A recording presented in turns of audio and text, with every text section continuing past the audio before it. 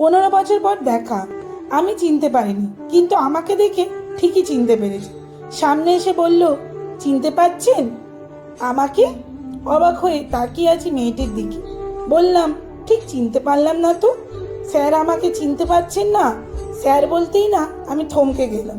ততক্ষণে পায়ে হাত দিয়ে প্রণাম সেরে নিয়েছে মেয়েটি। প্রণাম সেরে বলল, আমি মোনালিসা স্যার। খুব সেজেগুজে আসতাম বলে আপনি খুব বকাবকি করতেন। আমার ওই উগ্র সাজগোজ দেখে আপনি একদিন আমাকে আড়ালে ডেকে বলেছিলেন, সাজলে সবাইকেই সুন্দর লাগে, কিন্তু ওই নকল সাজের কি কোনো মূল্য আছে?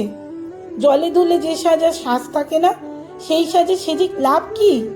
ওই সাজ তো আসলে চোখের আরাম। এমনভাবে নিজেকে সাজাতে হবে যে সাজ শুধু চোখের দেখাতেই নয়, সারা জীবনেও নষ্ট হবে না। চিনতে পেরে বললাম, মোনালিসা মানে সেই মোনালিসা যে খুব সেজেগুজে আসতো? হ্যাঁ স্যার, আমি সেই মোনালিসা। আপনি চিনতে না পারলেও আমি আপনাকে ঠিক চিনতে পেরেছি। আমাকে চিনতে পারাটাই স্বাভাবিক।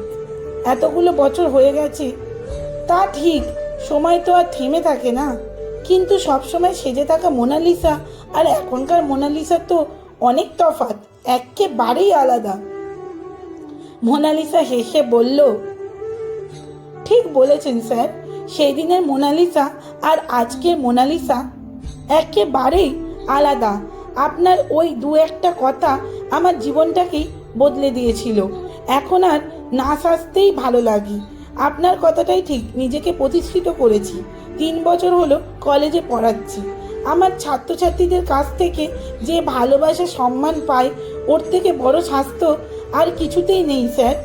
এখন বেশ ভালোভাবে বুঝি, মাস্টারমশাই দিদিমণিরা তাদের ছাত্রছাত্রীদের নিজের সন্তানের মতো ভেবে বকাবকি করে, সব সময় ভালোর জন্যই বলেন। সেই দিন আপনার ওই কথাগুলো জীবনের মূল্যবান উপহার হিসেবে মনের মধ্যে গেঁথে গিয়েছিল। জানেন স্যার, আপনি আমার গর্ব।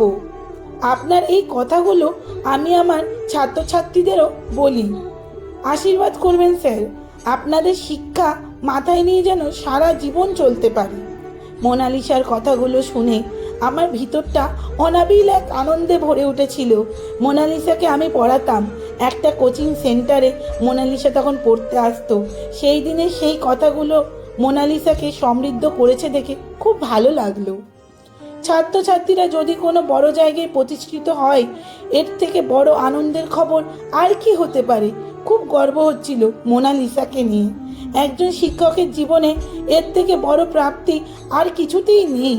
সত্যিই তো, জীবনে এমন একজন নিজেকে সাজাতে পারলে সে সাজ সত্যিই সারা জীবন থেকে যায়। তবে হ্যাঁ, শিক্ষক শিক্ষিকারা ছাত্রছাত্রীদের মনে রাখতে না পারলেও ছাত্রছাত্রীরা ঠিকই মনে রাখে। তাদের মনে শিক্ষক শিক্ষিকাদের জন্য একটা শ্রদ্ধার আসন সবসময় পাতা হয়ে থাকে। কলমে সরজিৎ ঘোষ, পাঠে অঞ্জলি ঘোষ। লেখাটি কেমন লাগলো অবশ্যই কমেন্ট করে জানাতে ভুলবেন না। কিন্তু লেখাটি যদি ভালো লেগে থাকে তাহলে লাইক ও শেয়ার করার অনুরোধ রইল আপনাদের কাছে। ধন্যবাদ।